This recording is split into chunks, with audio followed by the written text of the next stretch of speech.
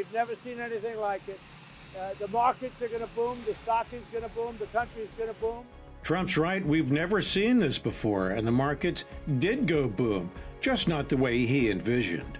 The fear now is that pain for Americans is just beginning. From President Trump's trade war, his tariffs sent shockwaves through the market. Stocks had their biggest one-day loss in 5 years. It's been since the pandemic. More than $3 trillion of value was wiped out. The worst one-day losses for the S&P and 500 and the NASDAQ since 2020. Of course, concerns are growing about the impact on businesses and consumers. Did you hear that? $3 trillion with a T, $3 trillion gone. Or to use Trump's word, boom. On Air Force One on Thursday, he's in Florida for a golf weekend, Trump blamed the $3 trillion plunge on his predecessor. Well, I mean, it's to be expected. This is a patient that was very sick. We really inherited a terrible economy, as you know, with a lot of problems. What do you mean we inherited a terrible economy, as you know? That's classic Trump here. Pure disinformation. No, he did not inherit a terrible economy. I've spoken of this before, but apparently it needs to be repeated. Here's where things stood last fall. The world was in awe of the U.S. economy, but don't take my word for it. The envy of the world, said The Economist in October. It said, quote, the American economy has left other rich countries in the dust, and American productivity still leads the world. The Wall Street Journal also used this phrase, envy of the world. U.S. economy expected to keep powering higher, it said. That was last fall.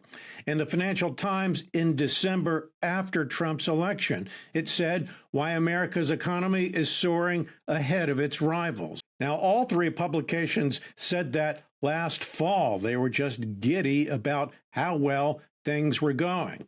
So back to Trump and his claim that, quote, as you know, we inherited a mess, unquote. No, we did not inherit a mess.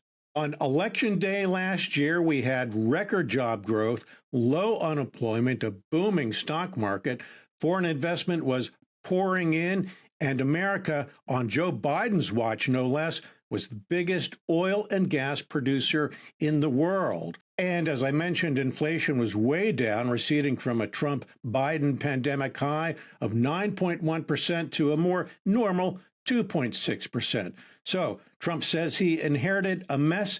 This is flat out disinformation, a deliberate effort to deceive, and deceive he did. Now let's go back to The Economist for a second. Scroll down. It asks this question, quote, what can stop the American economy now, it asks.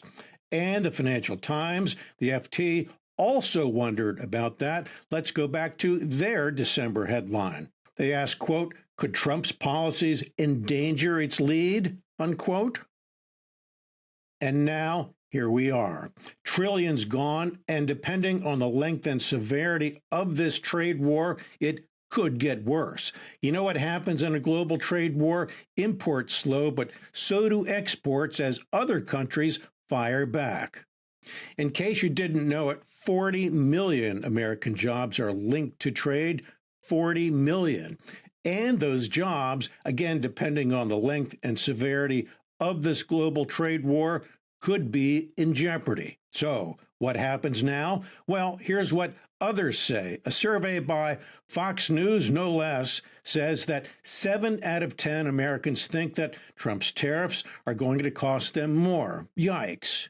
The Economist, just 6 months ago, was gushing over the economy, has taken Trump's claim of, quote, Liberation Day and says it's now actually Ruination Day.